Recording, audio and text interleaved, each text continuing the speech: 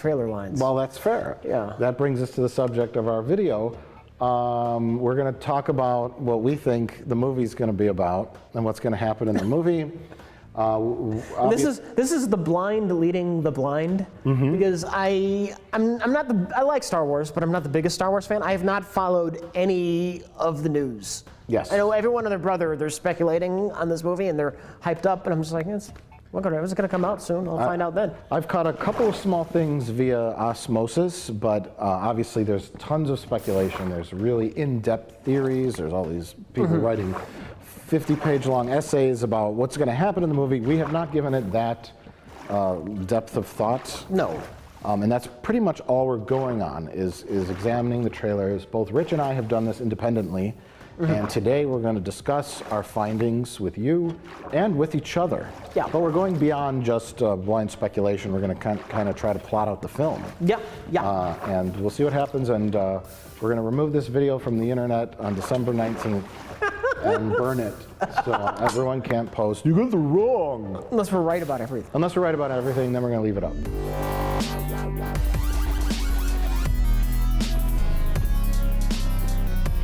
Well, let's begin. Rich, you are J.J. Abrams, and I am Lawrence Kasdan. We are given the task to write and create the new Star Wars film, Star Wars Episode 7, which naturally will take place 30 years. Yeah. After Return of the Jedi, unless there's some sort of disease going around that makes people age very, very badly in a couple years. But really, we're going 30 years after Return of the Jedi. What do you got? I want to distance myself from the prequels. Okay. So my first prediction is there will be nothing from the prequels. We're not going to see a Gungan. We're not going to see a 6-armed waiter in a 50s diner. We're not going to see a long-neck clone maker. We're not going to see any of that. It's going to be almost as if the prequel trilogy hadn't happened as far as references go. And you know, the logic of that is built in fairly well because the events of the prequels 60 years in the past? Well, like 40, really. Young Anakin to Anakin's a father to Luke's an adult. Okay, so quite a while in the past. Not to say that the Gungans have gone extinct, although they should. But you know, you're not going to see a Naboo ship flying around. No, there are no callbacks to the prequels. One, you're right. It would be a terrible decision. Business decision because everyone hates the prequels except for the Rabbit fans. Right.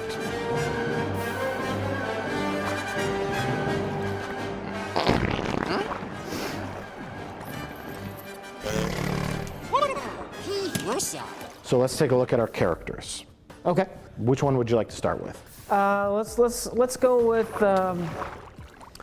what's her face? What's her name? Ridley? Something Ridley? Ridley Scott? Ridley. Ellen Ripley? Ellen Ripley. It's Ripley? What is her name?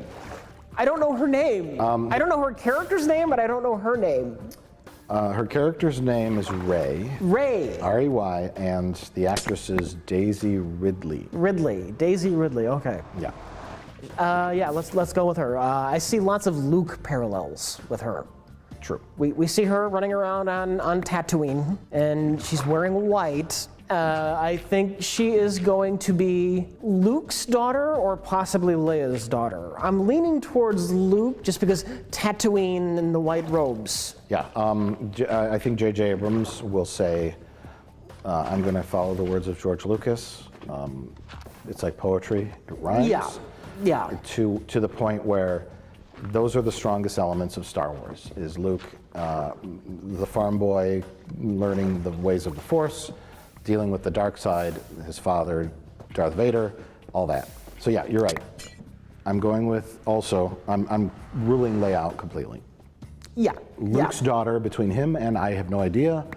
It's been 30 years. She's clearly dressed like Luke was in A New Hope. I'm hoping that's Tatooine.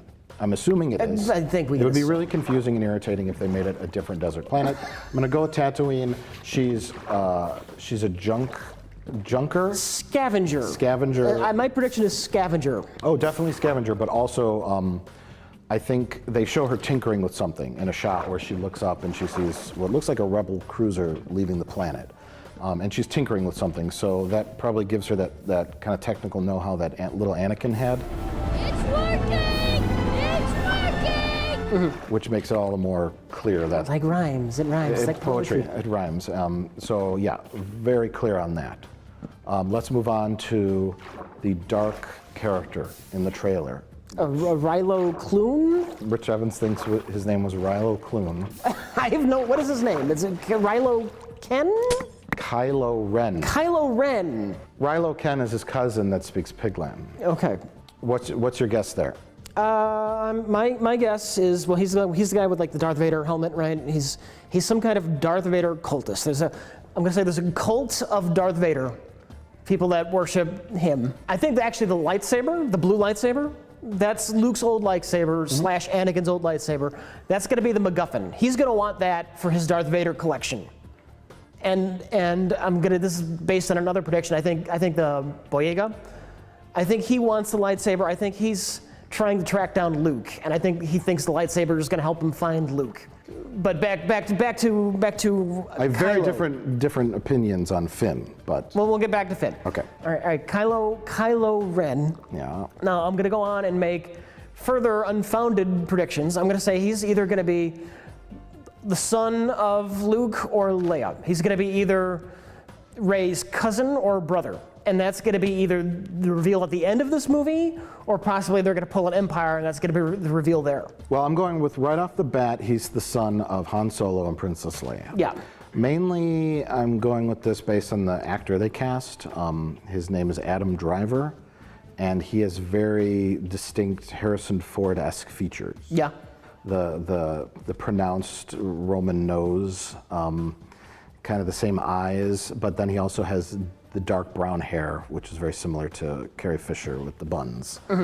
It's going to be if we're going with the theme of family, the Force, dark side, light side, you can't have the story revolve around Han, Luke, and Leia anymore. It has to be their offspring. And you definitely want to keep Han and Leia involved in the story as much as possible. Yeah. So throw their kid in there. I don't think it's going to be a Luke son and daughter thing. That's just too far in the split twins. It's too much of a similarity. Too much. Yeah. I think most likely Rey is going to be Luke's daughter, and Kylo Ren probably Han and Leia's son. And he's gone total, I'm obsessed with the dark side, kind of like a teenager rebelling against their parents at some point, where he grew up in the New Republic and became obsessed with Darth Vader and the dark side and the things that he learned about that, and legends, because they mention Rey and Finn both know about this, and they're asking Han Solo, and he's like, it's all true. The Jedi, the dark side, it's all true. The legends are true. So apparently young people have heard of this, of these past events. Maybe he became obsessed with it, left, joined the Order of the Knights of Ren, and then pursued the dark side. As far as young people having heard of these things, I'm going to make a further prediction. I think Luke is maybe flat out kind of trying to hide this stuff. I think there's a deliberate attempt to make the Jedi pass into myth. My prediction is that Luke will have deemed the Jedi and the Sith just too damn dangerous, more trouble than they're worth. And I think he hasn't tried to resurrect the Jedi Order. I think he's tried to suppress it. He knows he's the last Jedi, he's going to go into hiding, and I think he's perfectly willing to let the whole Force thing fall into myth. And that nobody in the galaxy is really sure that it's true anymore, because time is marching on. And Sure, but again, parallels, poetry. You don't feel at all that Luke's going to be a villain? They might go that route. They might. I don't know. There's also fan service involved with these movies, and I'm wondering if people want to see Luke as a villain. Well, it's pretty apparent that Luke was supposed, like in Jedi, Luke is clearly darker. Yes. I mean, he shows up in black robes. I was thinking about some of the lines in Jedi while we were doing our commentary. He basically threatens Jabba. He's like, give them to me peacefully, or you're gonna have some problems. You can either profit by this or be destroyed. It's your choice, but I warn you not to underestimate my power. And then at the end, he's looking at the ghost, and he's just like, eh. And he's wearing all black. And there's just always this part of me that thinks, like, he was halfway there. Yeah. And then I know Mark Hamill himself likes to play villains. He's voiced the Joker. And I have two thoughts on this. You can either go one way or the other. All lights, you can go with the Obi-Wan parallels, or you do need a villain, and there's no obvious villain. It's like you're almost only left with Luke or someone entirely made up. The problem is that there is just too much villainy in this movie. We have Kylo Ren. We have potentially evil Luke Skywalker. Andy Serkis is playing a character called the Supreme Leader Snooki. Not Snooki. That's the chick from the Jersey Shore. Supreme Leader Snoke. S-N-O-K-E. Okay. Then there's Domhnall Gleeson. I think he's playing just a run-of-the-mill, like, general in the Empire or the First Order or whatever the hell it's called now. And then we have Captain Phasma, which is played by Gwendolyn Christie, a lady, and she is wearing some kind of silver stormtrooper getup with a gun. Yeah. Apparently she's a bad guy too. See, you need an evil wizard, because Star Wars is fantasy with some space paint on it.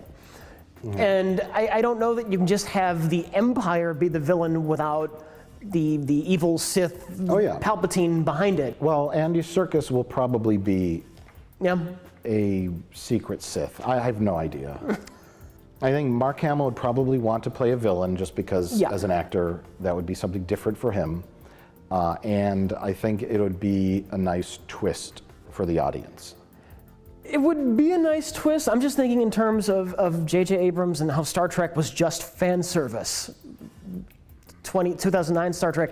I don't know if evil Luke is fan service. I think your Star Wars fans want to see him as the wise Obi-Wan-like figure. But I don't know. That's possible. What if the arc of the new trilogy was Luke is redeemed at the end? I personally would hate that, because then they're just copying the original trilogy too much. Speaking of that, there's another Death Star. Yes, I hate that. Now, Rich, let's see if you figured this out. Where is the new Death Star? This is one of those osmosis things. I did read something where there's supposed to be like an ice planet that has the Death Star under it. I heard that somewhere, so it's not my speculation. I'm assuming that's the case, based on several clues. One, you could see the trench, the classic A New Hope trench, in the distance. Yeah. And it's into the ground, and you can see there's parts where the stormtroopers are turning, and you see the snow, and then you can see the classic Death Star cannons kind of just in the mountains. So we know J.J. Abrams likes blowing planets up, likes big, disastrous, epic space events. And also, they built one Death Star successfully. What happened when they started to build the second one? It got blown up. It got blown up, and it was out in the open. So what do you do the third time? You hide it in a planet. You hide it in a planet. And no one suspects it until, which is what I predict will happen at the very end of this movie, the Death Star will come alive and shed the planetary exterior. Yeah. And there's a shot where there's this big wave of fire destroying the forest, and I'm assuming that's the engines starting up, and they'll be like, "Oh my God! The planet is a Death Star." Yeah. I think the Rebel Alliance, or the whatever the we're calling new governments, it, whatever. I think we'll just call them the Rebels, and we'll call the Empire the Empire. Sure. Because fuck it. I think they will have known this.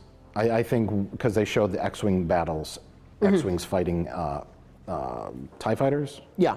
Is that the things that look like H's? Those are the TIE fighters, like a bow tie.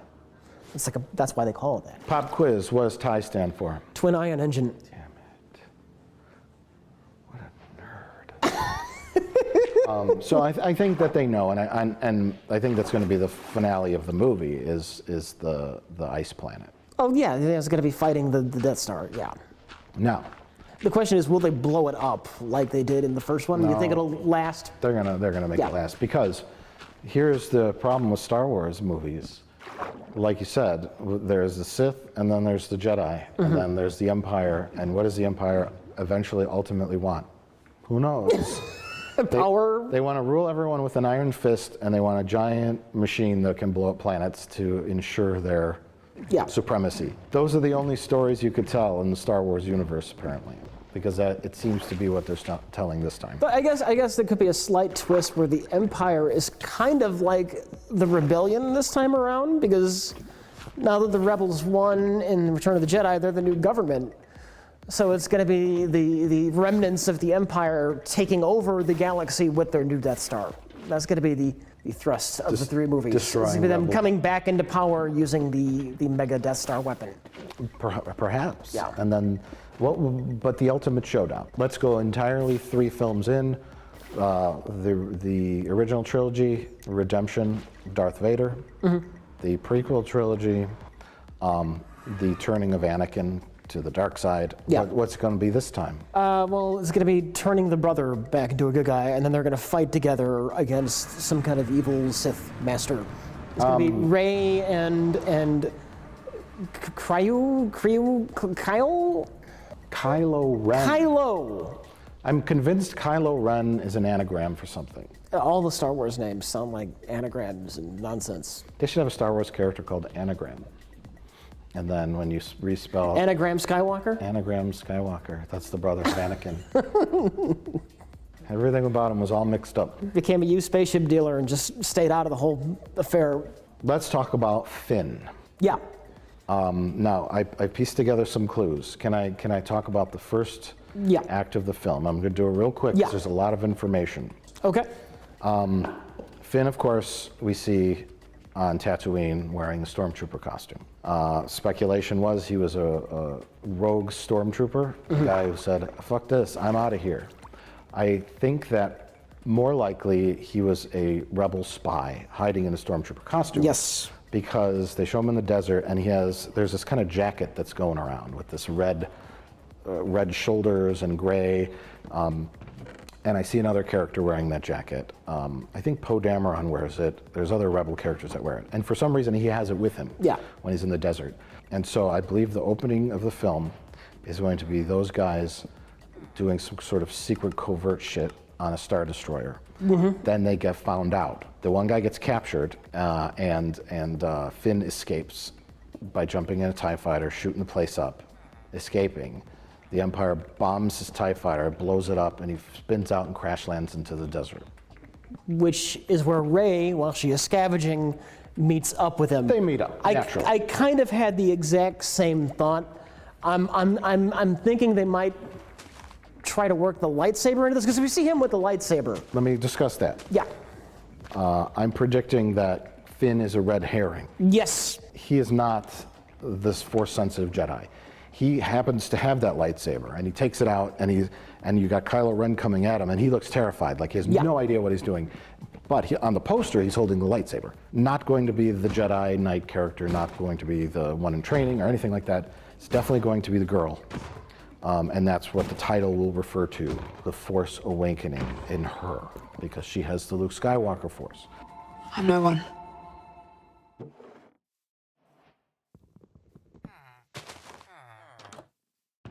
We're talking about Finn, we're talking about George Lucas, poetry, it rhymes, repetition of history, et cetera, et cetera. He crash lands. I think their mission up in the Star Destroyer was to find out information about where the dreaded new Death Star is. Yeah. And he carries that information with him, much like R2-D2 and C-3PO carried the plans for the Death Star as they crash landed in the desert in A New Hope. So very similar, very parallels happening there. And then he meets up with the lady, Rey, and they become best friends. How does the lightsaber get involved? That's the big question. The only, like, I see the first act being Finn escapes, meets up with Rey. There's this is where I think Han and Chewie will come into play. I have a feeling that the Falcon is somewhere buried in the desert. In mothballs. Yeah, and Han is looking for it for whatever reason. This could all be wrong, I don't know. But the fact that Rey is a scavenger is an obvious clue to the fact that she has seen the Falcon down there, or knows where it is, or could help find it. There's no real other reason to make her a scavenger, digging around inside the decaying remains of a Star Destroyer, other than to connect that piece to find the Millennium Falcon. I agree that the Luke Vader lightsaber, the blue lightsaber, is the MacGuffin. Yeah. I have no idea where they're going with that. But first act, they meet Han Solo, they escape. The Empire comes to either get Finn or other, for some reason, but they attack them because you see the parts where the Millennium Falcon's flying around the debris during the day in the desert, and they're shooting. Eventually they escape. Part 2, second act, they return to the Rebel base. We see Princess Leia there, right? Do you think you think they're just gonna flat out redo the story beat for beat A New Hope? I'm kind of just hoping they don't, because I do want to see just something new. But we see pretty solid evidence that there's going to be 3 consistent locations: a snowy moon planet, aka hidden Death Star. What looks to me like possibly Yavin 4. The woods. The woods, the water. There's shots where they have you see mountains in the background and a lot of mist. And I want to say Yavin was very misty in the distance, here and there. And then some of those. You remember the exterior of the Rebel base in A New Hope, where it was like that weird stone structure? Well, it's supposed to be a Jedi temple. Oh. I think. What? At the time of In A New Hope. No, well, not at the time. I think it was at some point a Jedi temple. Is this a Wikipedia thing? I think so. I don't know. I see old temple-y kind of ruins. Yeah. And that kind of stuff crops up a lot on that planet. And that's possibly where else would you have the Rebel base? They saved it from getting blowed up by the Death Star. Where are they going to move somewhere else? See, the thing is it is a polar switch. Like you were saying, the Rebellion are the people in charge. Yeah. And the Empire are sort of pushed to the side. So it makes sense, the Empire was very strong in Empire Strikes Back. Where did the rebels hide? A frozen wasteland. Frozen planet. wasteland and Hoth. Where They're they're kind of resorted to a frozen wasteland type planet. So the rebels would probably have their base and their headquarters on a lush, comfortable planet, since they're in charge. I have no idea what the fate of what's the city? Galactica or Battlestar? Oh, Coruscant? Coruscant. Coruscant? I have no idea what happened to that. It blew up. It blew up during 30 years. This was another unrelated battle. I don't know. We don't need. Well, we're not going to see Coruscant because they want to get away from the prequels. We're not going to see it. Yeah, take it back old school. Take it back old school. If I were the Rebellion, I would say, let's take up shop. Let's take up residence in Coruscant. Boy, is it luxurious and big and lots of... all the smog. They wanted to go back to the fort. There's too much pollution. There's too much fucking pollution. Look at this fucking weirdo with the 6 arms running a 50s diner. Yeah, why is there a 1950s diner? All this is fucked up. All this traffic. Lots of traffic. 5,000 people die every day in mid-air collisions. Right. Why isn't there a speed limit? Exactly. Plus, they turned the Jedi Temple into a brothel. How embarrassing. Hey, at least Yaddle's still getting work.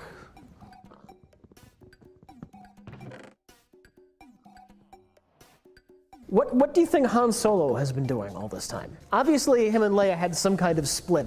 I'm going to say that didn't work out. I'm going to say Han Solo is kind of that old crazy man on Tatooine who nobody believes his tall tales about being a general in the rebellion.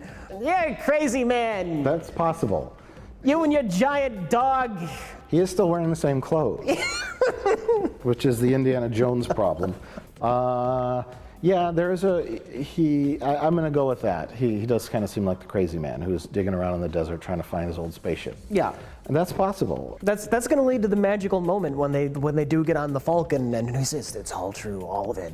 Oh, this crazy old man was right the whole time. I think that's going to be a moment. Do you think there's going to be a scene when he asks, Rey, like, you got this kind of part, and they have some kind of interaction, or where do you think they're first going to meet? I think she might like sell stuff to him because she's a junk trader. Maybe Han is fairly settled on Tatooine. Okay. Maybe he even has some kind of Watto-esque junk shop. Maybe not that specifically, but maybe there's some kind of trade going on between them. They have a business relationship. I think she's going to run into him while scavenging inside the old Death Star. Oh yeah, and he's going to be looking for something too. Yeah. Okay. Yeah, and then they're going to have a meet cute, and then be adversaries for a minute, and then John Boyega will say, "They're building a fucking Death Star," and so I know this guy who claims to have been, in skirmishes with the Empire and all that. I mean, the rebellion exists. There's X-wings. There's X-wing pilots. Yeah. All that's there. So I mean, I don't know how 30 years of history just disappeared into legend, but I mean, it makes it neat for neat line for the trailer. It took 17 years for people to barely remember who the Jedi were in A New Hope. That ancient mystical whatever, that's crazy talk. That's true. Your sad devotion to that ancient religion has not helped you conjure up the stolen data tapes. Do you remember when thousands of Jedi Knights roamed the galaxy? They had a building in the government capital where they practiced their magic for everyone to see. Sure. Yeah, a gigantic building. Do you remember that big war that happened 10 years ago, Grand Moff Tarkin? That was fought by the Magic Knights you don't believe in? Yeah, right. Yeah. What do you mean? So yeah, I'm just they faded into legend. Okay, again. I'm fine with that. Yeah. So we're going with Han Solo is a crazy old junk dealer, Crazy old man, nobody believes the stories. and Chewbacca runs around with him. They're still together and married. We meet up with Rey and Finn, and Rey's little robot friend is BB-8. I think that's just going to be her robot that accompanies her on her scavenging. And BB-8 ends up in Poe Dameron's X-wing, flying around in the back, much like R2-D2 did. Status of C-3PO and R2-D2. Very good question. C-3PO is absent from the trailer, of course. Yeah. We see R2-D2, and of course we see what most people think is Luke Skywalker, because he has the robot hand, right hand. Which is, But we never saw the face. we don't see the face, and he has a beige arm, and then black robes, and he does some kind of thing where he touches R2-D2's head. I'm assuming using the Force, but I don't know how that works on robots.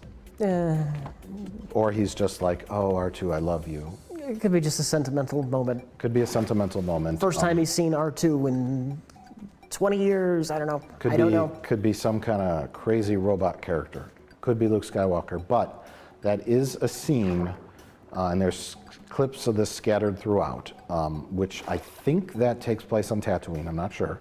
Looks like a desert planet. It's at night. At first, I thought it was like a lava planet, like the one in the end of Revenge of the Sith. Yeah. Because there's like embers flying through the air. But I think the Empire comes down, and we see Captain Phasma, and we see Kylo Ren, and we see all these bad guys burning everything. And it's like scorched earth. They're like, fuck everything, kill everyone. And we see little teepees in the background. So it's like a primitive kind of area, but I think it's supposed to be the sand planet. So I think R2-D2's there too on Tatooine. I don't know. Could be another planet altogether. Yeah. But it's that same sequence when the stormtroopers are like burning everything, and they show Kylo Ren go like this, presumably like killing someone who won't cooperate or something. They're probably looking for Finn, or he's on a completely unrelated mission to find Luke Skywalker's lightsaber. I'm thinking R2 might even be just more of a glorified cameo.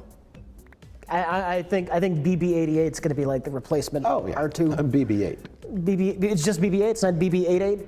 Just BB-8. That would be too confusing with IG-88. Okay, that's fair. Yeah, That's fair. they know what they're doing, Rich. They know what they're doing. And does Anthony Daniels even want anything to do with Star Wars? Yeah. Oh my God, the man is in love with himself. Is he? Are you kidding? I thought he was just bitter about everything. No. He seems like a bitter old man. He's a big asshole. Yeah. But he's just like, C-3PO. I'm C-3PO. I love myself. I love talking Okay. about myself. And he says like horrible things about his cast members. He was even belittling, no pun intended, Kenny Baker.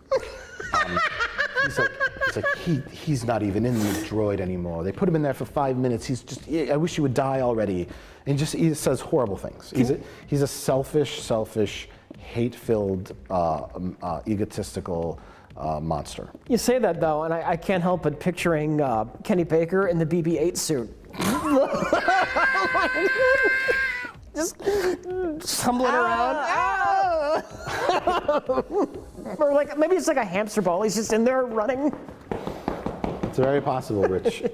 He's got a big magnet that turns the head. He's just running around turning the magnet. Little people all over the world celebrate that you weren't the one in charge of designing robots for the new Star Wars. He's going to do what to us? And I'm just going to bring this character to life.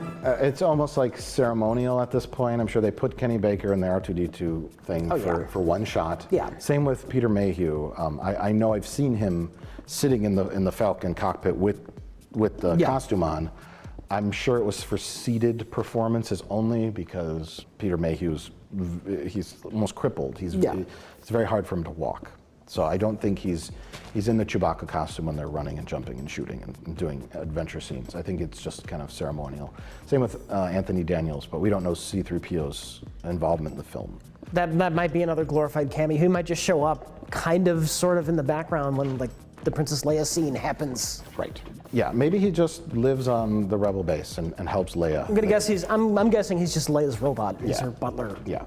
Now, speaking of Leia, let's talk about her. Yeah. We see one shot of Princess Leia. Correct that, we see 2 shots of Princess Leia, and I'll get into that in a second. All right. Leia is hugging Han, and she looks very sad. And I think that's because Han has told her the truth, that their son is Kylo Ren, and he's fucking everything up and trying to bring the dark side back. Ooh, that's good. And she's pretty sad about that. That's good. I'm guessing. She's crying about something. But we do see, now there's another character who is a digital character. His name is Jar Jar Binks. I'm just kidding, everybody, I'm just kidding. But it's a digital character, which is one of those like 3D motion capture performances. But the name of the character is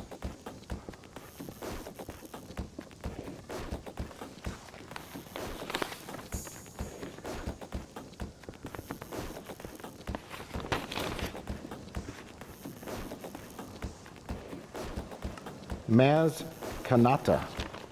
Okay, which I don't recall that character. You don't see it at all, Rich. I looked it up on Internet Movie Database. Okay. It's Maz Kanata, and there's a shot where you see after Luke Skywalker says, "My sister has it," and you see a little hand come up and hand a lightsaber. Right? You remember that? That's clearly Luke's lightsaber. It has this little black things on the bottom. And for one frame, you see the face, and it's like it almost looks like an alien, like a gray, and it's Maz Kanata, and it's handing the lightsaber to Leia. Okay. And okay. You can tell it's her because you could tell it's that stupid outfit she's wearing. It's that she wears like a beige shirt with like a purple vest, and they're in some kind of indoor area. It's not night, but it looks like a hangar bay or something, and it's dark. So at some point, Maz Kanata, the all-digital character, hands Leia Luke's old lightsaber. This is pretty clear. Okay. How the circumstance comes about, I have no idea. It could be a flashback. Perhaps Leia was holding on to Luke's lightsaber at the Rebel base, and that's the scene when they attack. Do we see Boyega with the lightsaber on Tatooine at all? No. Maybe they don't get the lightsaber until that scene, until they get to the Rebel base. Right. I'm thinking Maz Kanata handed Leia the lightsaber or sold it to her, because I think that character's supposed to be a pirate. There's that scene when they're walking and there's that red robot. It's Finn, Rey, and Han Solo, and BB-8. You don't see Chewie, so I don't know where Chewie's at. I think he's there, though. He might be outside. He's probably in the Falcon. He might be in the Falcon, but they show them walking up, and there's all these flags. That's supposed to be some kind of pirate castle, or characters like that. Okay. They show a couple of them in the reel that they played at the San Diego Comic-Con. So I don't know much about this character. I'm just guessing. I think probably Kylo Ren comes and attacks the Rebel base to get the lightsaber. Yes. Now Luke, in real life, Mark Hamill almost fell off a cliff in Ireland shooting on some kind of extremely remote island. You've I heard about this. that, yes. I don't know. Is Luke on an island?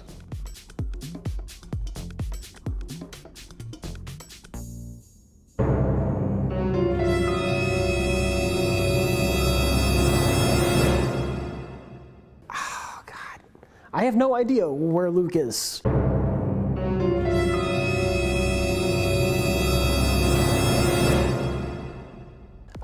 I have no idea why they want to find him.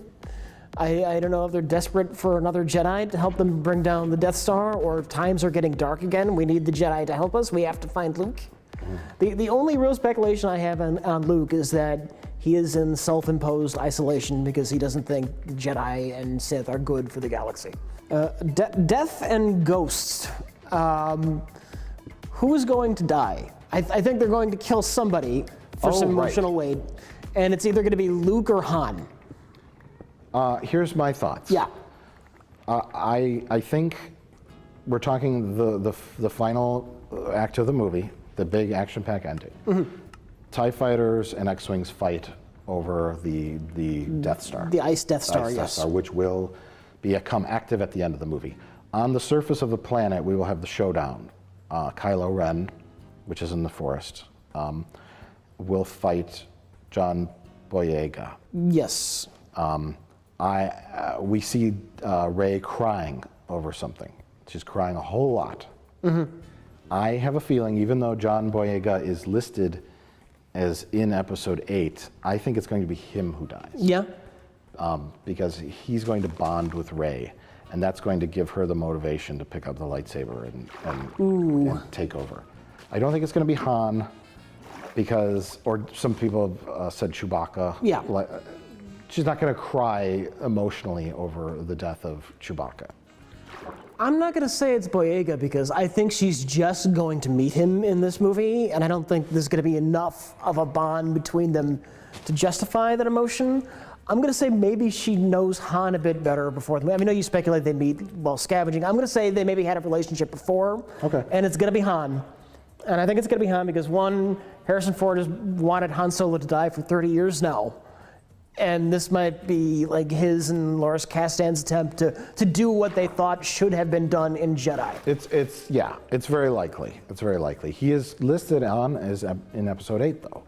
The only one who's not is... Oh, Harrison Ford? Yeah.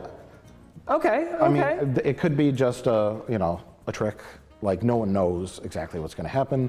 The only one who's not listed or confirmed in being Episode 8 is Adam Driver. The Kylo Ren character. Oh, Kylo Ren, okay. Yeah, so I don't think his character is going to go very far. I think he's going to be the springboard that gets this whole like Sith Jedi thing started up again, but I don't think he's going to become this like overarching... So like a Darth Maul thing where they introduce a villain just to have a lightsaber fight and then they murder him. Oh, okay. Keep in mind, Rich, and I don't want to be cynical, keep in mind, all of these trailers have been very cryptic. Yes. And J.J. Abrams made the Star Trek movies. Do you know what I mean? Yeah. The ship! Check it out! Sir, if you ignite the red matter... I want Spock dead now! Yeah. I think he's the perfect man for the job, and I think Lawrence Kasdan is the perfect man to write the films. But the J.J.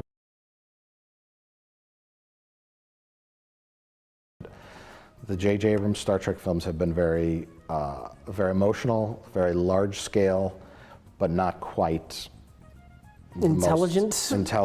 They're not sophisticated stories. They're just light stories with lots of action happening. And lots of drama and lots of emotion, lots of energy, which is what Star Wars needs. But I'm not going to sit here and go, this is going to be the most complicated, well thought out, exciting plot.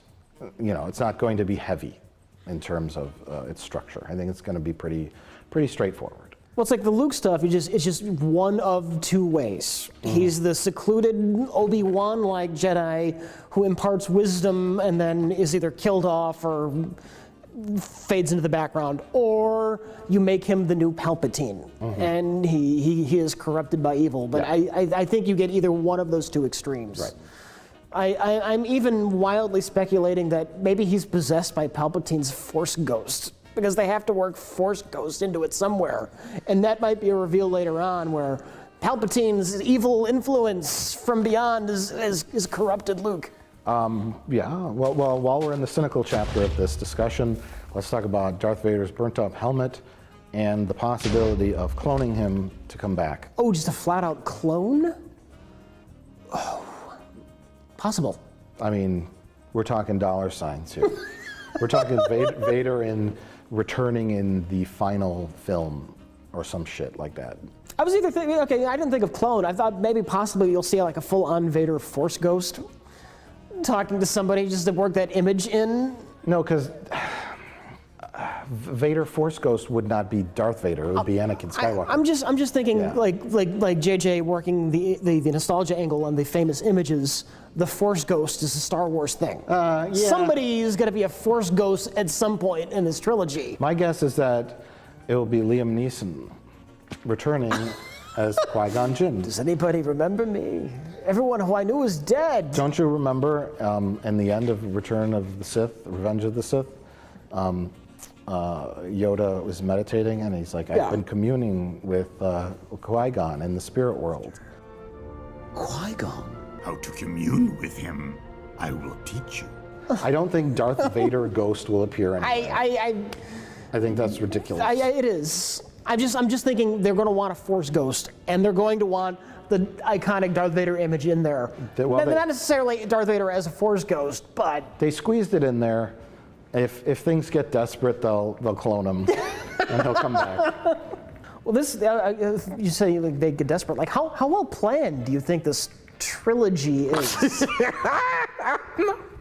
Like, do they have any? Are they flying by the seat of their pants? Because I was really worried once I heard that JJ is not going to be involved with the other two. Not necessarily because I love JJ, but just because it's a sign that he's like a huge Star Wars fan. Why wouldn't he want to be around? Why wouldn't he commit to all three unless there's something stupid going on behind the scenes? I don't know. I can't speculate on that. I would assume that everything's fairly well planned out. Okay. I mean, they have movies planned out to 2035.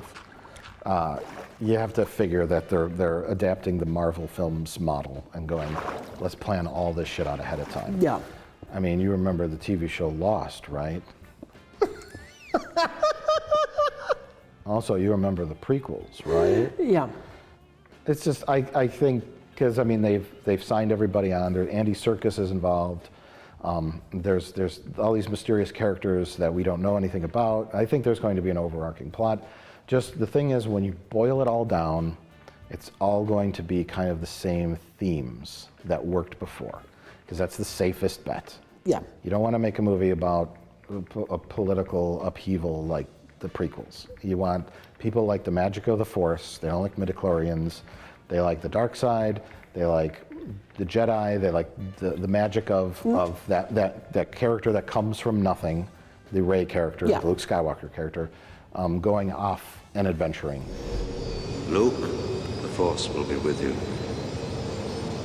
Knight's bad guys family. Yeah. Throw them in a pot, stir it up. Somebody arcs from good to bad or from bad to good, and there's a giant doomsday weapon. And some comic relief, and some space battles. There's not a clear comic relief character, is there? I think it's going to be BB-8. You think he's gonna be? You don't think he's gonna be like the brave R2? He's gonna be more goofy? I think it's going to be cutesy. Yeah, he's definitely gonna be cute. But there's not. Is there gonna be bumbling? Is there gonna be C-3PO level bumbling? It might be a combination of both. Okay. It might be a little bit of both. I don't think he's going to speak like through C-3PO. I think he makes the beep boop bops like R2. But I think he's going to be kind of a little mixture of both. I think that's probably what they said would work the best. We need a cutesy droid.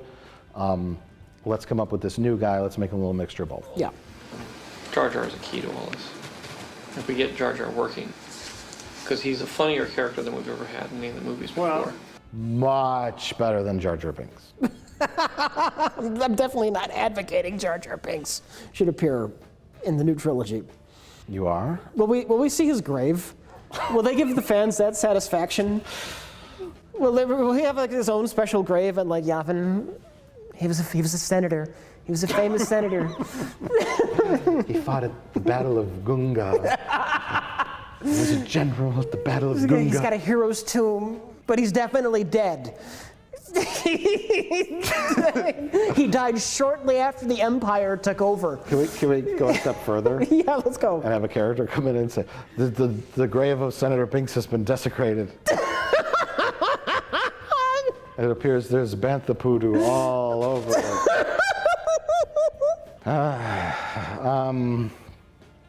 That's all we can say. Yeah. And hopefully this video doesn't embarrass us mid-December. It's fine.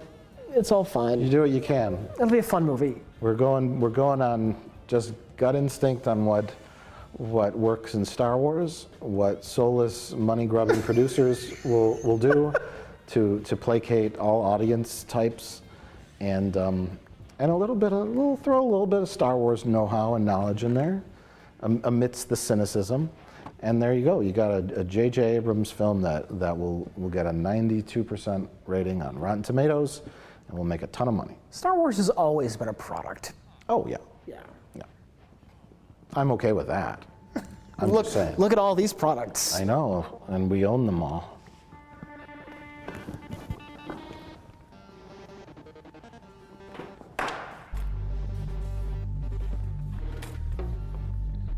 Fulfill your destiny. No. Fulfill your destiny. Rich, everyone wants to see you jerk the droid off. Get back here. I'm not gonna do it.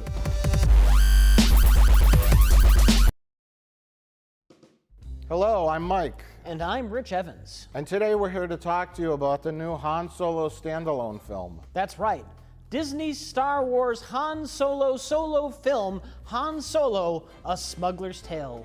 Or something stupid like that. Now, we're not here to endlessly speculate about all the drama that's gone on behind the scenes. Like how original directors Phil Lord and Christopher Miller were fired from the film after completing 98% of it and replaced with infamous Hollywood hack Ron Howard. And that's not fake news. Or that the two lead actors were apparently so bad that they flew in a special acting coach just to show them how to act. Or how original screenwriter Lawrence Kasdan was furious with Lord and Miller for turning his serious, dramatic Star Wars drama into a comedic farce, complete with fart and queef jokes. Rich, there's always going to be some kind of drama behind the scenes of these terrible Star Wars films, but after the movie comes out, they'll just deny it ever happened. Everybody was just friends behind the scenes, and everything went fine. It's all gonna be lies. Lies. But Mike, if we're not here to pointlessly gossip about the film, what are we here for? Well, Rich, after the embarrassing Star Wars porn that was Rogue One. I can describe it in one word. Goosebumps. I thought it might be fun for us to script our own Han Solo standalone film. That's a great idea, Mike. We're not going to make predictions, but we're going to come up with our own lousy ideas and see which ones make it into the terrible Han Solo film. Rich, I love this idea. I know.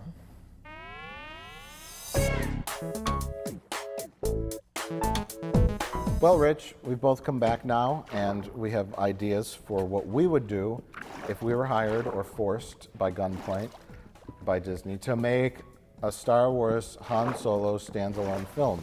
We're going along the mindset that the film will be centered around everything that Han Solo has done in the 3 Star Wars films that people know or recognize. Well, his entire life story before A New Hope is going to be condensed into 90 minutes. But they're gonna start with Kid Han Solo, briefly. It'll be. Oh, you think young Han Solo? Well, you gotta have him being orphaned, right? Yes. Han Solo has to be an orphan. Why? Tragedy. Who becomes a smuggler unless you're orphaned? Right. Well, an epic smuggler, great character of all time, has to have an amazing backstory. He can't just have parents who loved him, but he wasn't that good at school, so he kind of dropped out, and he fell in with a bad crowd. You can't do that. Okay. His parents have to be members of the rebellion who get slaughtered by the Empire. And then this leaves Han Solo a little bit bitter towards causes. Okay. Causes just get you killed.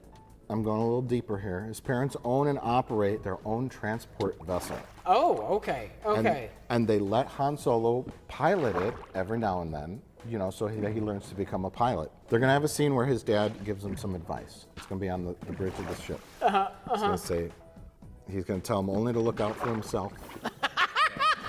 The universe is a tough place, son. Don't trust anyone. Here's my opening sequence. After a little bit of establishment of Han and his parents. Yeah. Life is good. They have a transport ship. They have people on board. Here comes a Star Destroyer. And it's going to be the one, I guess, from the prequel era? Yeah. Maybe? A little, maybe in between. In between. It'll just flat out be the Classic Star Destroyer. Classic Star Destroyer. And so the Empire boards the ship. And then they discover a bunch of hidden cargo and smuggling shit underneath the floor. Okay. Because that's where Han's going to learn to hide things under the floor. Yeah. Unbeknownst to Han, his parents are secret smugglers. So they get killed by the Empire. But Woody Harrelson is on board, who plays a character named Skippy or Woody, and then he's gonna take Han and escape. And he's going to essentially be the smuggler uncle. Okay. He's going to rescue Han, and Han's going to witness his parents being killed by the Empire. Yeah, that's not too far from what I got. I don't know if Woody Harrelson's going to be actually blood related or just somebody who takes Han under his wing, but yeah, he comes under the influence of a smuggler, Woody Harrelson, who is going to wield Han Solo's famous blaster pistol. Oh, okay. So we're going back to where he got his blaster, He too. gets his blaster from Woody Harrelson. Okay, on that note, I have Woody takes Han under his wing to a secret life of smuggling. He gives him his famous smuggler's vest and says, every good smuggler needs a good smuggler's vest.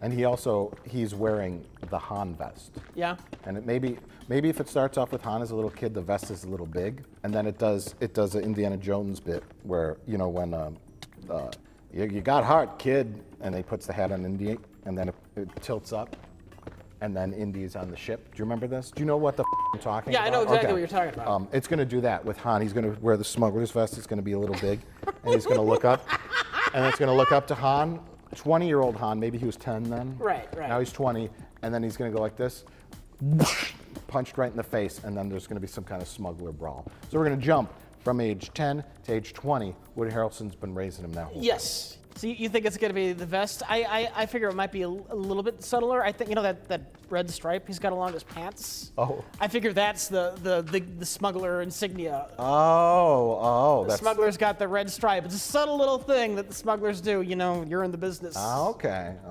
So we're going to break down. He's going to wear the same clothes his entire life. Yes. From 10 years old to age 68 when he falls off a bridge after his son stabs him with the lightsaber. Never much cared for styles of clothing. So, Rich, it's time to talk about the plot. I think we've set up our premise. I went with the smuggler parents. You went with Uncle Woody, which is Woody. an unfortunate name. And now, Han Solo is living the life of a smuggler. What's the plot? He gets a job working for Jabba. Greedo, he gets a connection with like Greedo, and Greedo introduces him to this fat slug, and we're gonna have this scene where we revisit Jabba's palace, because we haven't seen that since, you know, Return of the Jedi. I didn't think about Jabba's palace. Definitely Jabba's in the film. Yes. I'm going with, though, Jabba's a good guy. Oh, he's gonna work for him. Yes. Yeah. But I'm having that at the end of the film. Oh, the working for Jabba at the end? Yes. Oh, I have it completely the other way around. Okay. I have basically this. Woody has some kind of plot involving a big-time heist, which, you know, is the premise of most kind of crime movies. Yeah. You need the big heist as the central point of the film.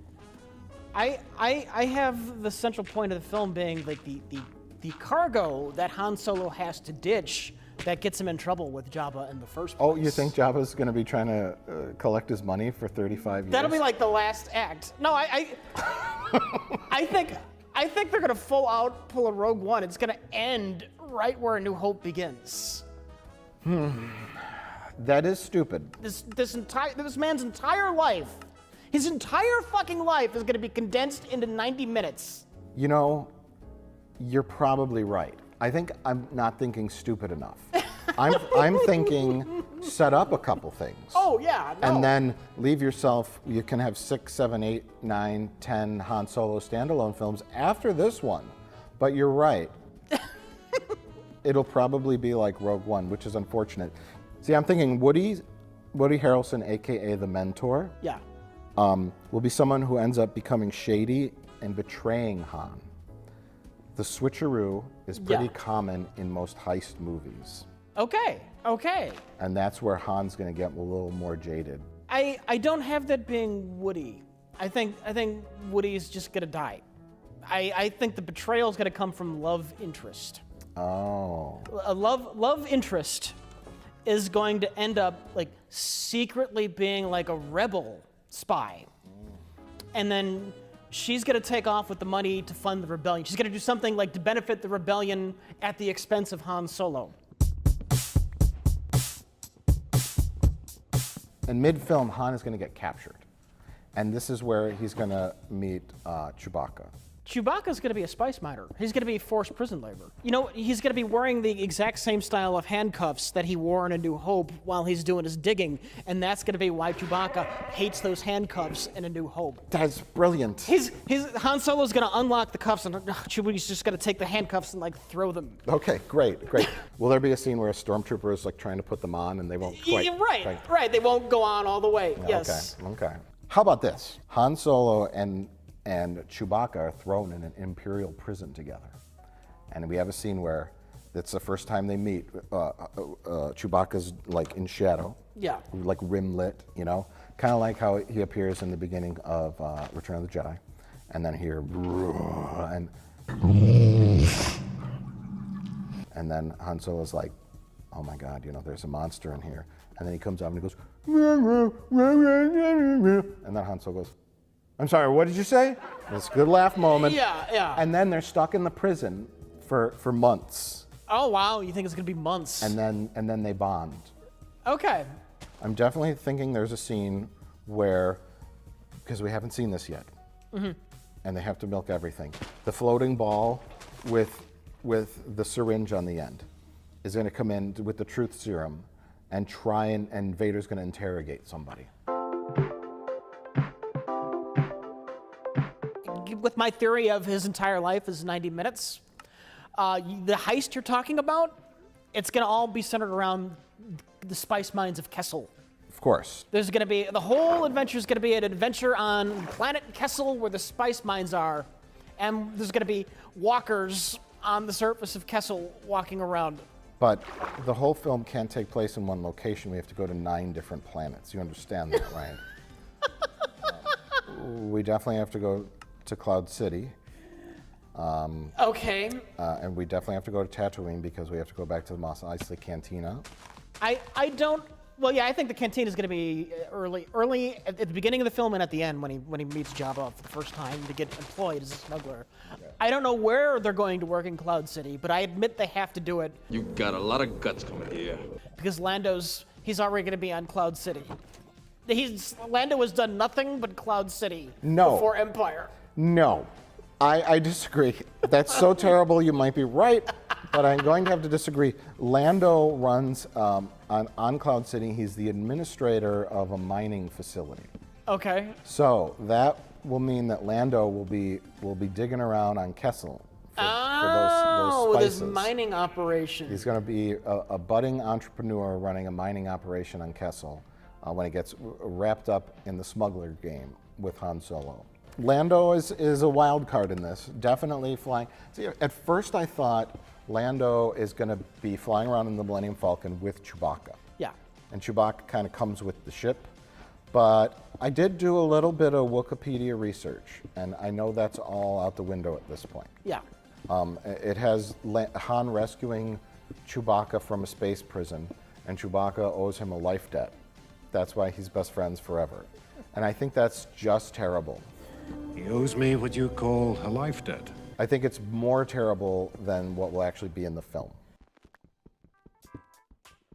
The bet that Han gets the Falcon from, that's all going to be part of the same Kessel Run heist. It's all going to be tied together in the same fucking thing. Yes. Now let's just do the real story. I mean, not the real story, the Wikipedia version. Oh yeah. Which is terrible. The line in Empire is, "Your ship." Hey, remember, you lost her to me fair and square. So, of course, nerds on the internet created the Wikipedia, or nerds that wrote Star Wars books. Of course, you won her from me, must have been a bet. Yeah. They never really say card game, but that's what nerds wrote on the internet. Sabak was a card game played in the galaxy. A Sabak deck comprised a number of face cards, 4 suits, 15 pip cards, blah, blah, blah, blah, blah, blah. Sabak's special table in a suspension field. Sabak's player's goal was generally potential winning hand, which was generally a handful of cards. That generally hand could constitute a rare hand unbelievable. Several variants of Sabak that hand could only be beaten by one such variant, 0, and 3.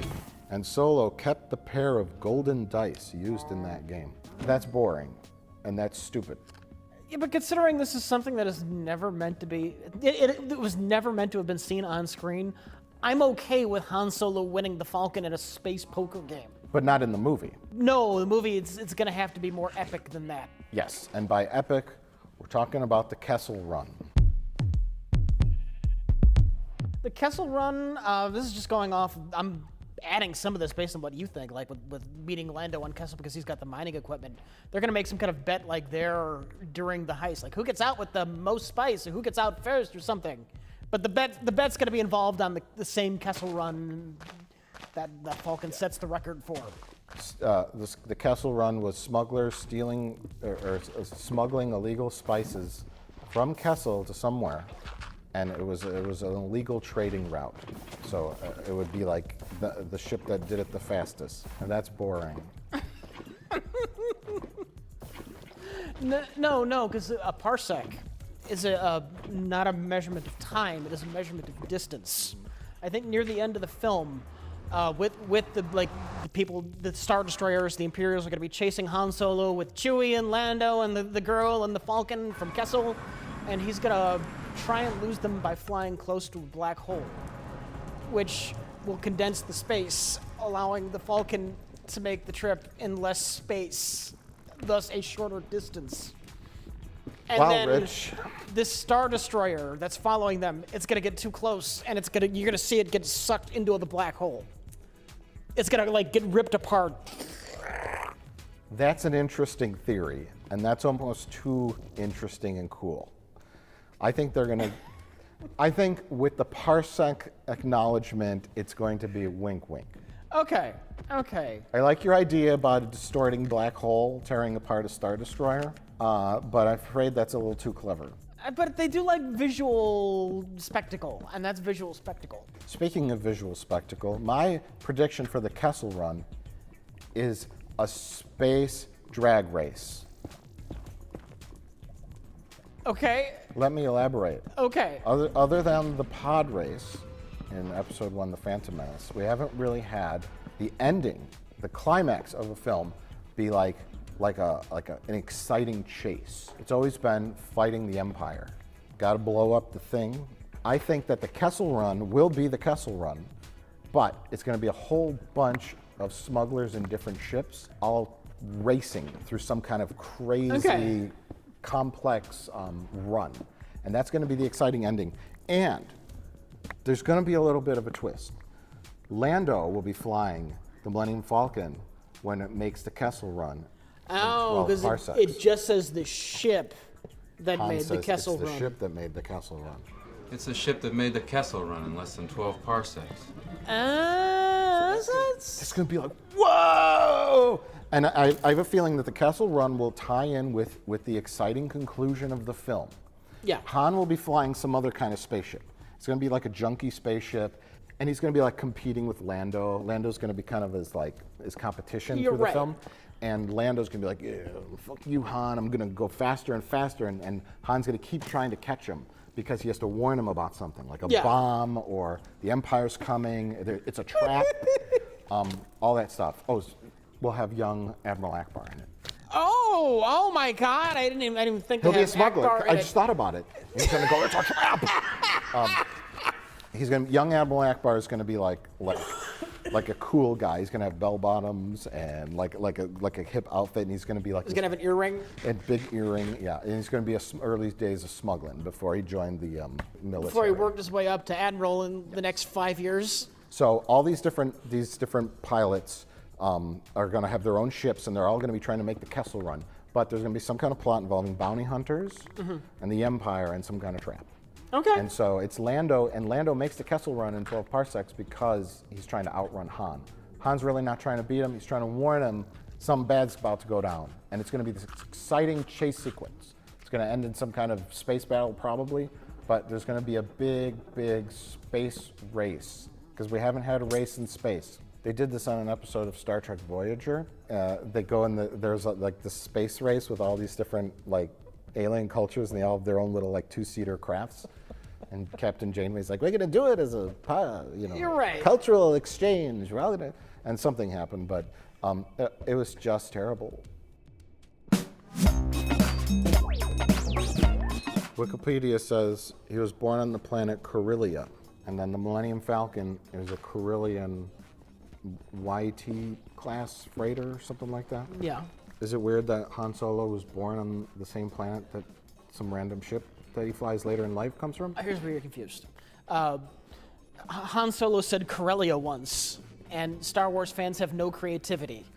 I've outrun Imperial starships. Not the local bulk cruisers, mind you. I'm talking about the big Corellian ships now. So now Han Solo is from Corellia. Okay, even though he won the ship from Lando. It's coincidence. Okay, it's like if you drive a Ford, you're from Detroit? Yes. Okay. Yes. Oh, I'm sorry, I have a correction. I just said the Millennium Falcon was a YT freighter.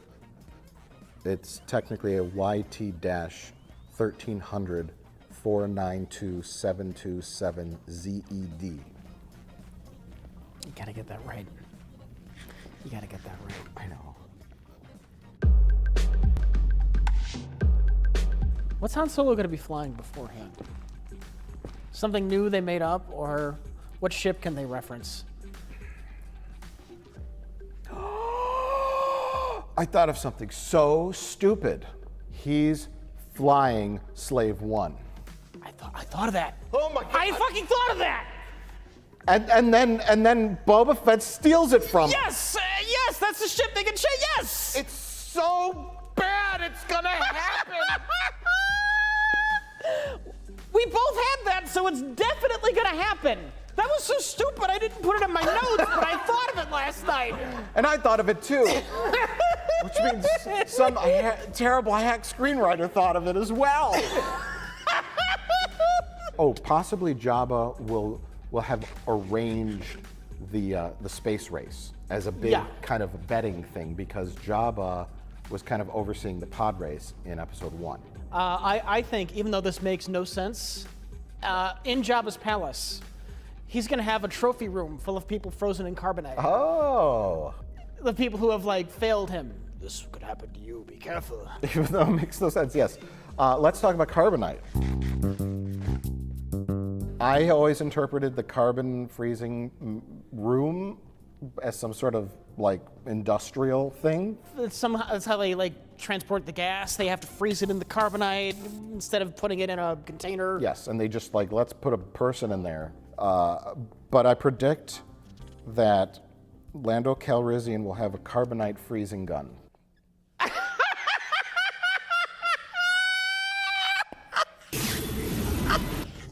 That is so dumb it has to happen. Because maybe he later comes up with carbonite freezing technology. Is it going to turn people into the? You going to get the whole bar, or are they just going to look like a massive? It won't gray around look. them? Yeah, it'll be like it'll look, and they'll turn like that ugly brown color. Yeah. But it'll be all like jagged around the edges and stuff. It won't have like the control panel and Right.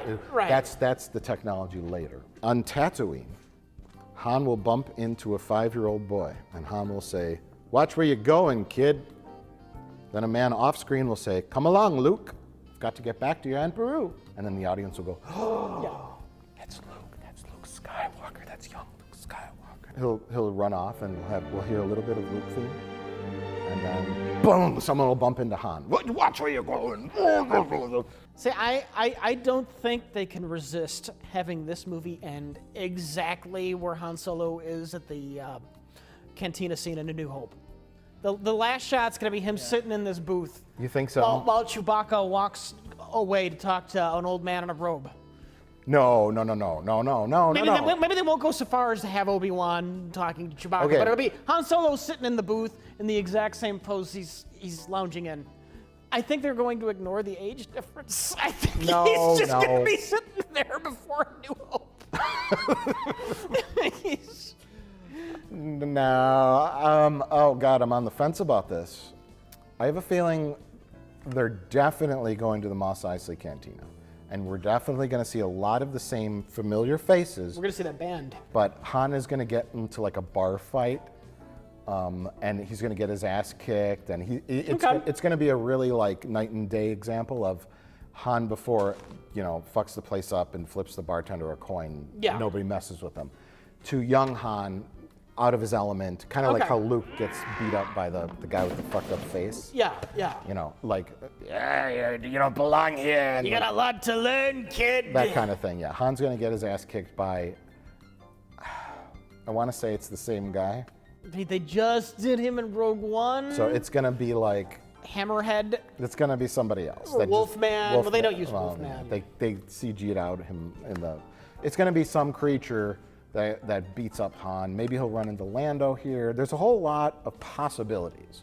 In The Empire Strikes Back, when the Millennium Falcon lands inside the belly of a space monster, and Han Solo goes, "Oh, Mynock." It shows he's familiar with Mynock. Mynock.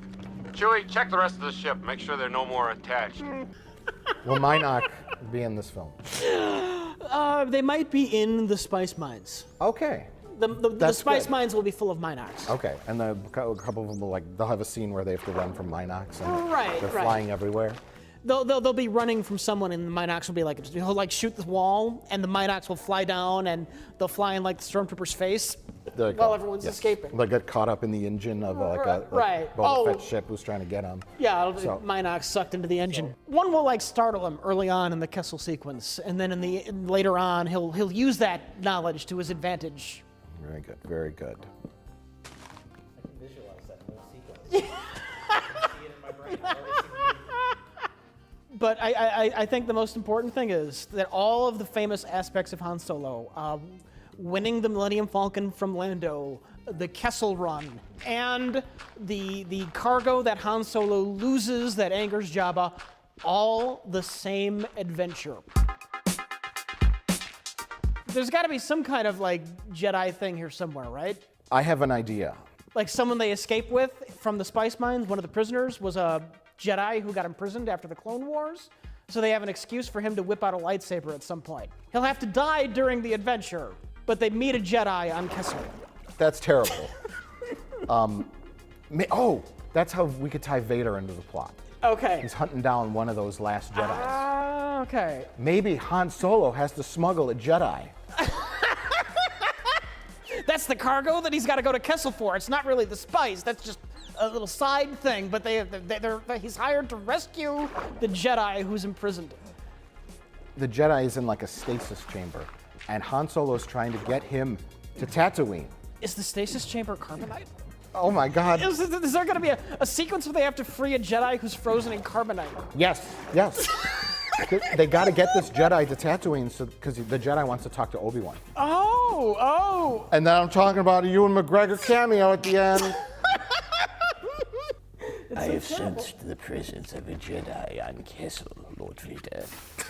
He's hiding in the space mines. I will get him and kill him with my lightsaber, my master. Be careful, Lord Vader. There are lots of smugglers. They may try to smuggle him out for a price. I understand the premise of the film, my master. That or I was thinking that amongst all the stolen, smuggled goods, there is an old lightsaber that perhaps was owned by a Jedi, one random Jedi, that has somehow been dispersed through the galaxy, and Han Solo picks it up and uses it during one scene, awkwardly, because we learn in Empire that Han Solo does indeed know how to turn on and use Luke's lightsaber. So Han Solo will pick it up and use it awkwardly because he has to. It'll be an inverse of the Obi-Wan Kenobi scene in Revenge of the Sith when Obi-Wan is without his lightsaber and has to use a blaster. So uncivilized. And he'll use it, and maybe he'll be real bad with it, and he'll just throw it away, and he'll be like, I prefer a blaster. Reverse it up! He'll be fighting a baby Rancor.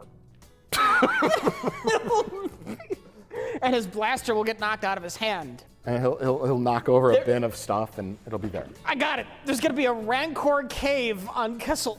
This will be where Jabba gets his Rancor. He'll take one of the Rancors with him. Yes. Yeah, we'll get a younger version of the big beer belly guy. Yeah. Who's raising the Rancor, and Jabba will say, how much for the Rancor? So in Jedi, little does Han know that the Rancor that he fought years ago is downstairs in the basement of Jabba's palace. Nice pet you got there. He'll say that to the guy. Yeah. And here comes the Rancor. We hear. Whoa, that's a bait and switch for the audience.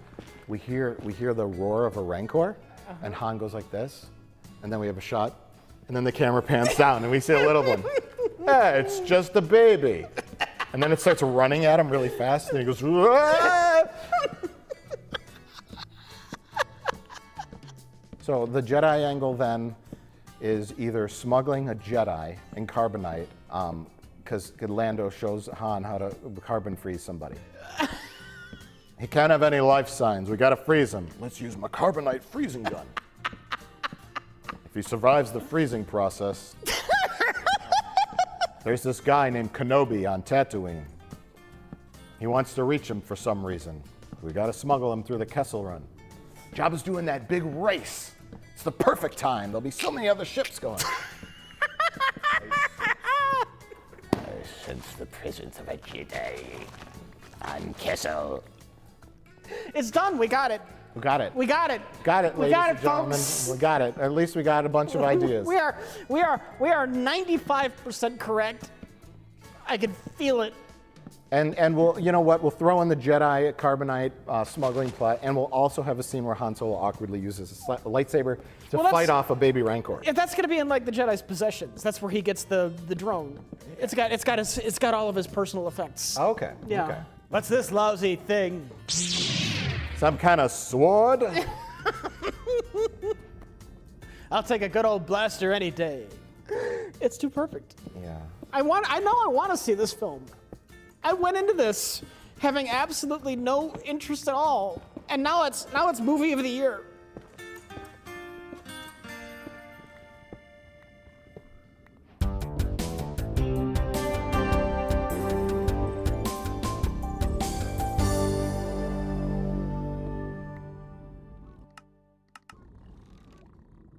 Hologram. Like when his hologram's big, Palpatine's looking at your little hologram. Conversely,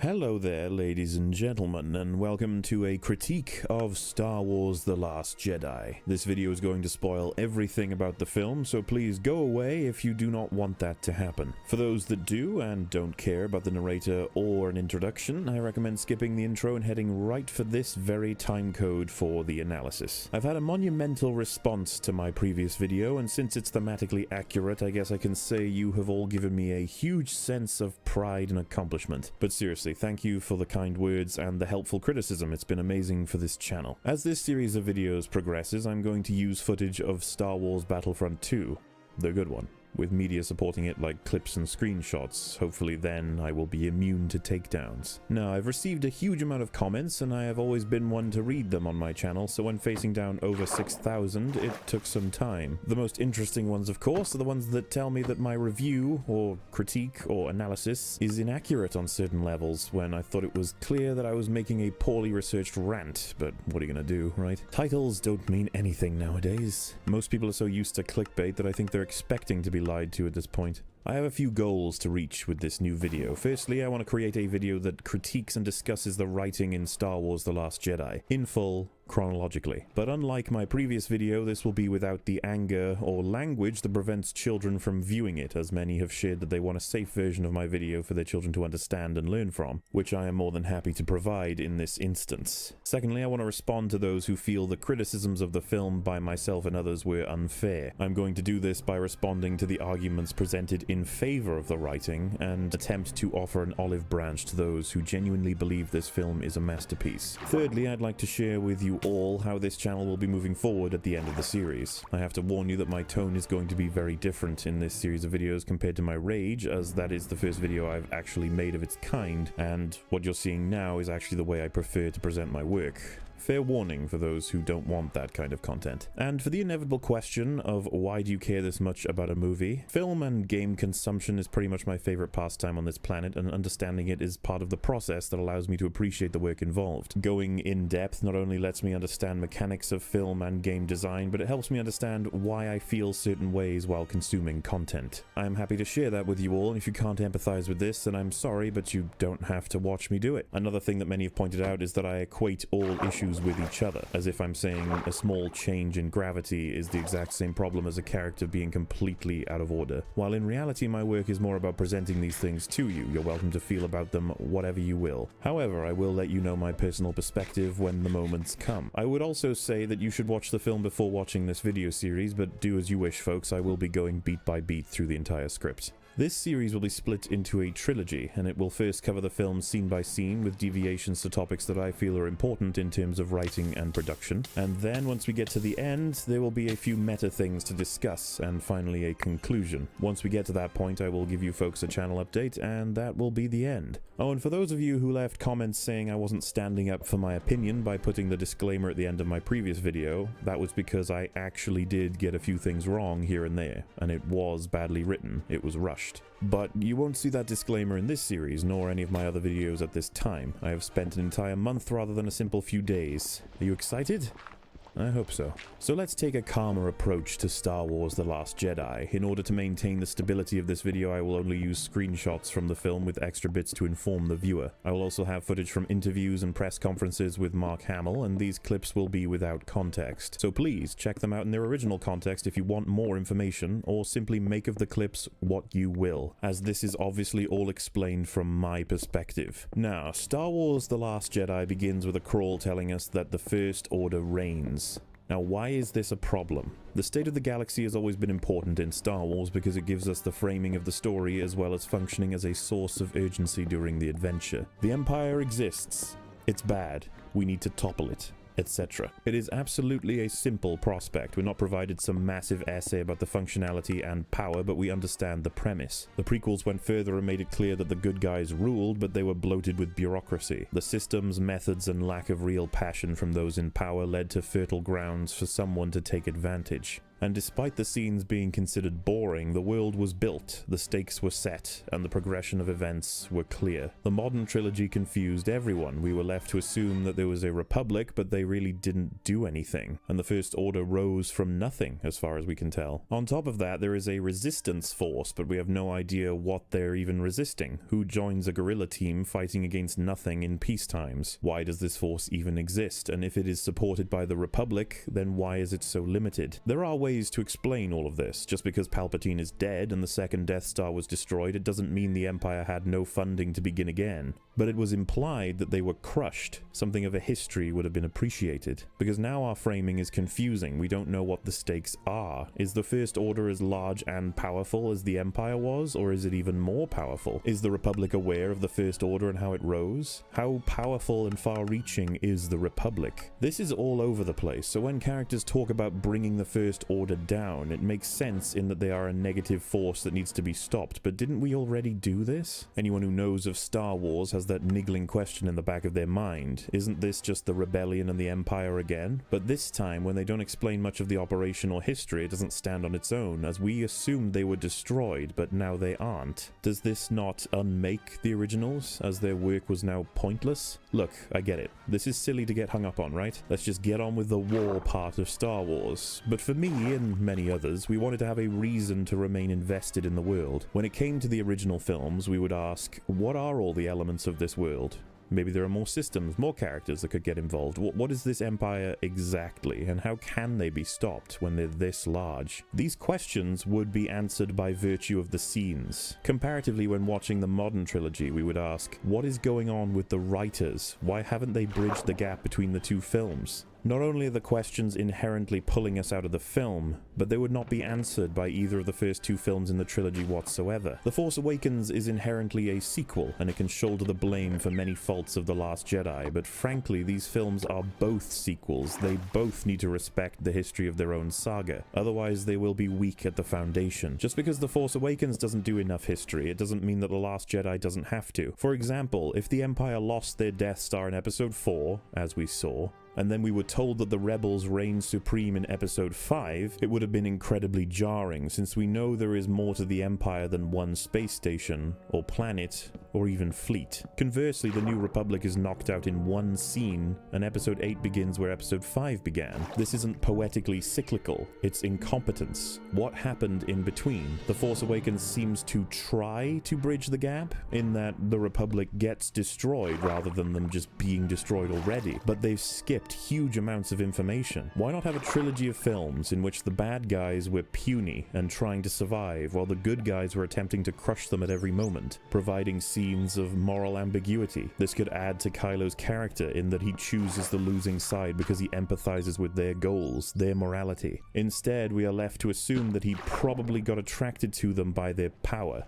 their stranglehold, whether or not that was explained. One of the most common arguments in favor of this setup is that it's filled in with third-party media, like books, comics, or even a TV show. These things will answer the questions you have in totality. Even if that's true, it's not good for a film to rely on other media to be considered whole. To be an incomplete work is nothing to be celebratory about. To be in a position where you require your viewers to go outside of X to be able to consume X, that's awful. What third-party media should do is provide additional and supporting stories that can help you understand minor elements of the bigger films while being stories of their own. They could perhaps even be strict adaptions, or they could be completely unrelated but still comment on the systems in place. This would be absolutely fine, but we don't have enough in the films. On top of this, people have argued that they kept politics and establishment of government out of the film to avoid being like the prequels, because they were just so awful. But to assume that world building is inherently boring is to give up on creative writing, and this is outside of the fact that Palpatine's story is one of the best things about the prequels.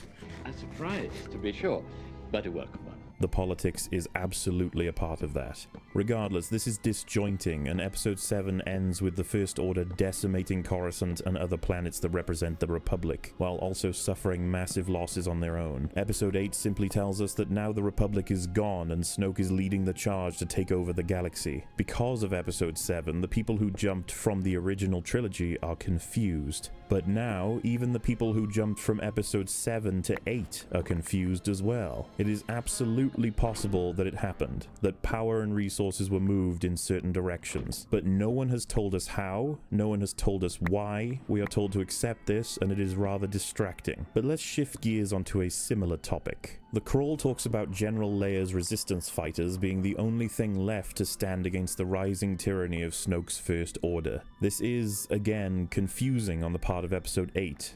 Not 7. 7 told us the First Order was something covert and they were performing surgical strikes. But now, after the carnage they rained down on the galaxy, after losing their superweapon, they still have immense power. Why hasn't the galaxy decided to fight against them? It is confusing because it feels like a European country destroying the United Nations while it was in session, and they used a space laser to do it. But soon after this laser was destroyed, how would the world react to them? There would be carnage for that country. But the galaxy is mostly benign, apparently.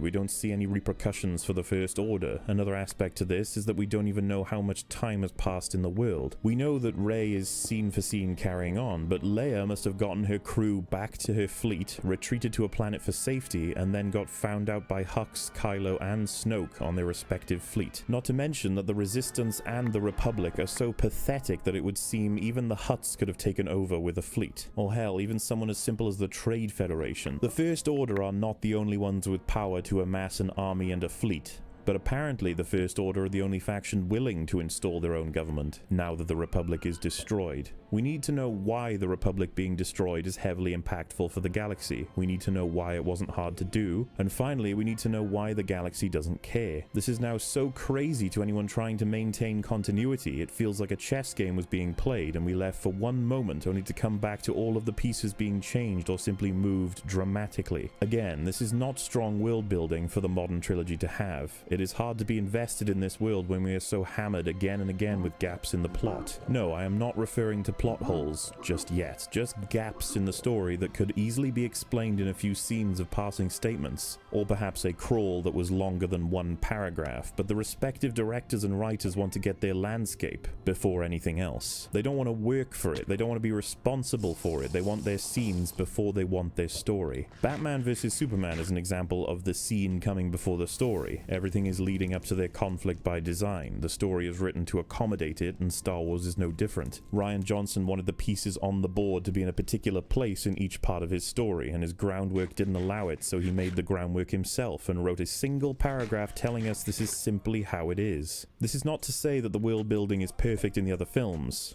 but for Episode 8, this is a terrible start. You know, I tried to show it to JJ, and he, you know, was accommodating, but basically patted me on the head, gave me a cookie, and made me go away. So the film opens up with the familiar plot of Episode 5, which was expected as Episode 7 was very much a clone of Episode 4. The rebellion is fleeing the First Order as they've been recently discovered by them. The First Order consists of Snoke's ship, the Supremacy, several Star Destroyers, and of course the incoming Dreadnought. Hux talks about how Snoke has claimed this to be the moment where the First Order will snuff out the Resistance and orders the Dreadnought to decimate the base below. This is all fine, but the writers did not earn their pieces to be in these positions on the board. Like I said, the world building was very weak. But here is our scene regardless. Poe then approaches the Dreadnought with his X-Wing, and they do not immediately fire upon him despite declaring that he is in attack mode. I haven't seen any counter-arguments for this, and knowing Hux, it really does just come across as odd. Poe only contacts them with the message after they decide not to shoot him. He then tells them that he is Commander Poe Dameron. They would likely know him as the leader of the fleet, the man who took down the Starkiller base, the greatest pilot in the Resistance. I had no idea we had the best pilot in the Resistance on board.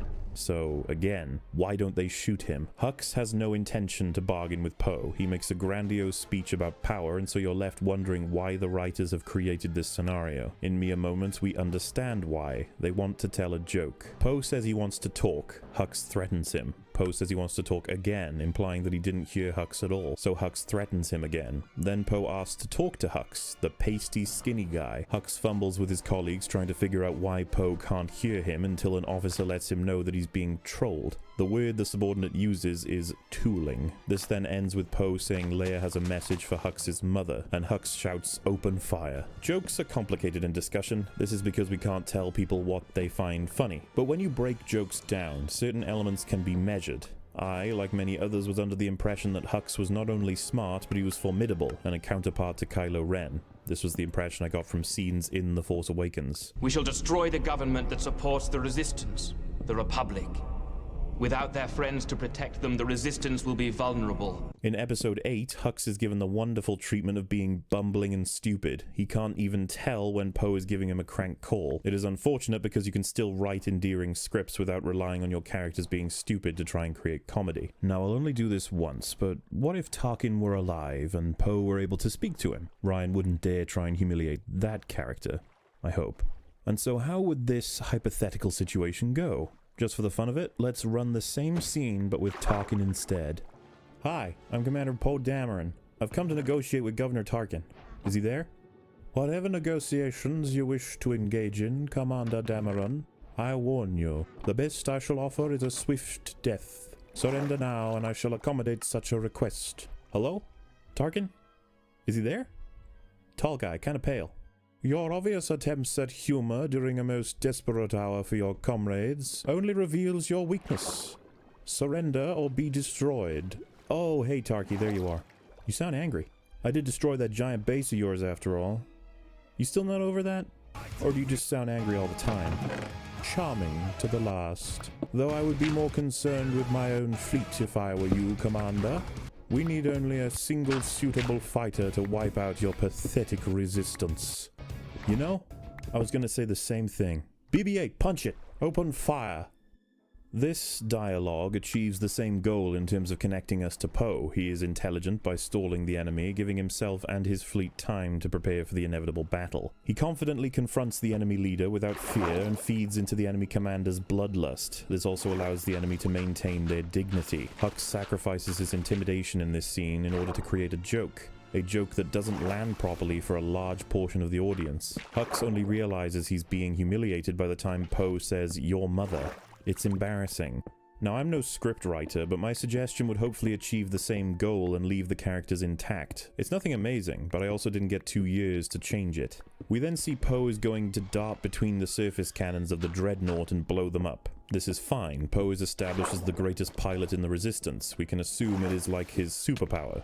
Other fighters fall prey to the cannons while he doesn't because he knows them so well, similarly to Anakin's abilities in the prequels. I'll try spinning. That's a good trick. On top of that, cannons don't always nail fighters immediately, so it's okay to assume that he's surviving for the most part thanks to his abilities. To add to this, as Poe is pulling this off, you could show us that the enemy is also in disbelief and desperation of the character's abilities. Throw in a line from the commander of the Dreadnought shouting something like this.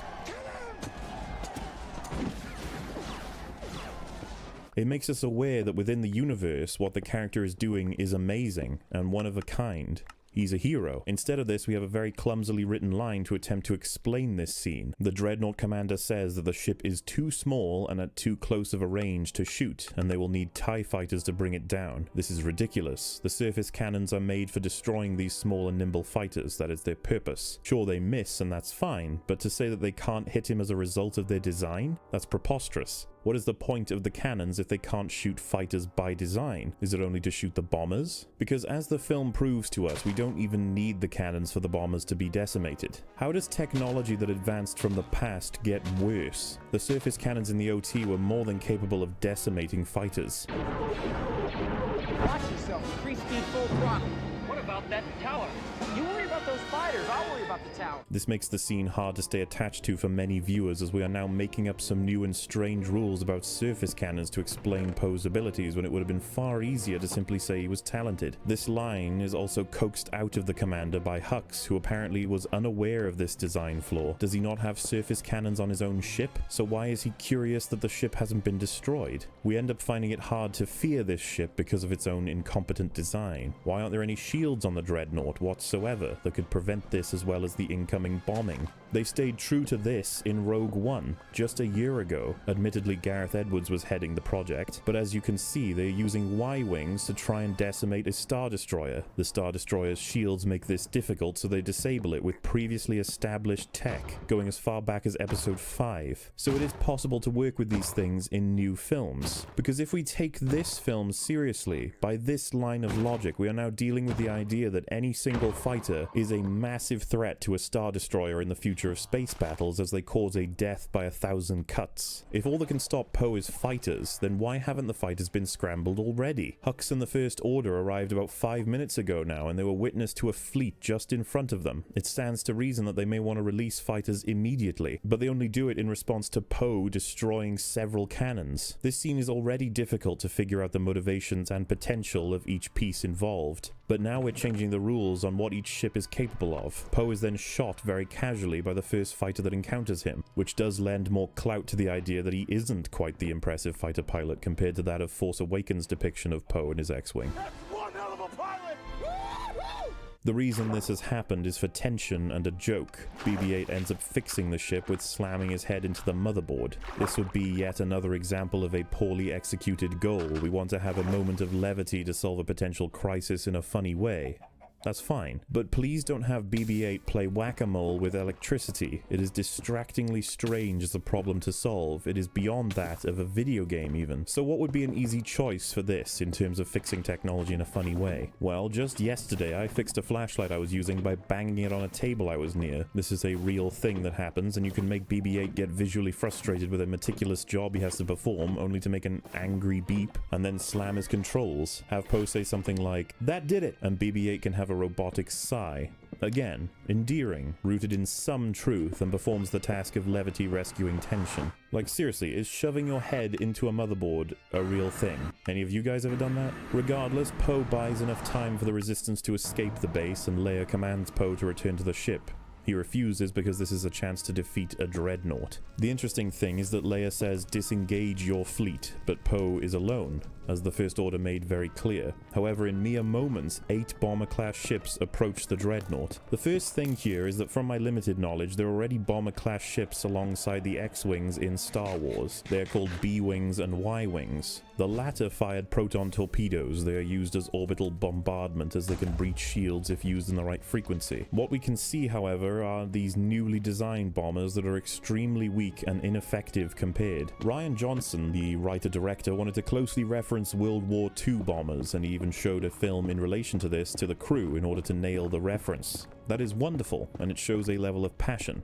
But it failed miserably in execution. This is because it didn't need to exist and doesn't perform the task any better than the previous ships. Immediately we see a selection of TIE fighters blast through one of the bombers because it is extremely slow and lacks any form of armor or shielding, which would beg the question of why are they not using Y-wings? Again. Then the dreadnought prepares to strike Leia's cruiser, which as far as the audience knew was actually not an option, since if this was an option then you would obviously attack the Raddus first, which is Leia's cruiser. The main cruiser the Resistance is using right now is the Raddus. It is the only one they have left. You should probably shoot that before they can jump to hyperspace. Now there have been arguments against this. One that was popular said they did not know the base was empty, that's why they shot it first. This is nonsense. Star Wars has already established that they can scan for life at great distance. There goes another one. Hold your fire.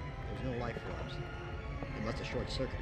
As well as the fact that as soon as they arrive, they spot the Raddus, the only remaining large cruiser for the Resistance. Had the Dreadnought shot the logical target first, the film would have been over, so the writers gave the Dreadnought a false target to shoot first and create tension by threatening Leia's ship secondarily. This threat becomes even more frightening when we realize there is only one bomber left, but how did this happen? Well, half a singular TIE fighter accidentally flies into the base of one of the bombers and sets off a chain reaction that blows up 3 of them. What remains now is one bomber, as we do not know why the other 3 were destroyed, though we can guess since they are so monumentally weak. The last of the bombers makes it to the target area, but they fail to release their bombs, and so a girl attempts to kick the ladder in order to create enough of a shake to drop the controller for the bomb release from the top of the ladder. This would allow her to activate the bombs. This scene is played very emotionally, and she only manages to pull it off in the last few seconds, destroying the Dreadnought. I put it to you, my my humble audience that this sequence is extremely poorly written, and thus makes it very difficult to enjoy from certain viewers' perspectives. Firstly, the bombers are very slow, very large, and very weak. We need these ships to be placed right above the target, which is extremely dangerous compared to the requirements of a Y-wing or any at-distance shooter. Therefore, you would expect these ships to be resilient, especially to basic weaponry from fighters, but they are not. The ships take a very long time to reach the destination compared to a Y-wing. This is a problem because it allows the enemy fighters to decimate you along the way, and if these things are powerful yet fragile, you would expect them to be at least very fast to avoid being targeted easily.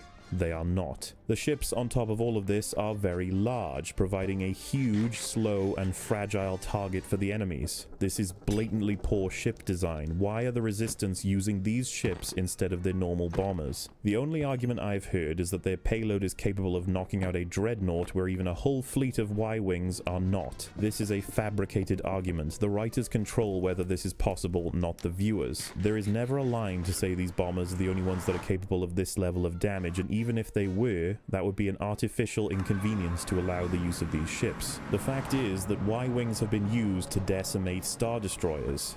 The Dreadnought does not have shields. I'm pretty sure the Y-wings would be fine. The Resistance using these ships is a plot hole, as we know they have access to what are probably smaller, faster, cheaper, and generally superior ships, and they are not using them. Why is this happening? It is happening so that Rian Johnson could indulge in his love of World War II style bombers. The heart is getting in the way of the mind. But there's more. Why did the person who was supposed to drop the bombs just die? There is nothing to show why. He's just lying on the ground dead. On top of that, why doesn't the pilot drop the bombs from his cockpit? Does he not have that ability? He is clearly killed after they are meant to drop the bombs, and if he had been killed in an explosion before they reached their destination, it would have explained his death as well as the dead guy that the girl finds.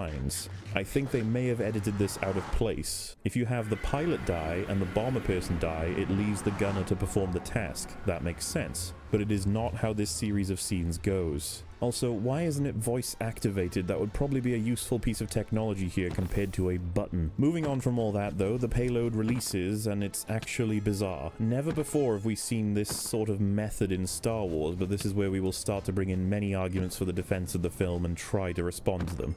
So, why do the bombs drop when there is no gravity? The responses I've heard for this are, the gravity is from the planet, the artificial gravity is from the bomber, and once they are dropped it passes into space and maintains its momentum. The gravity is from the dreadnought, it's pulling the bombs to it.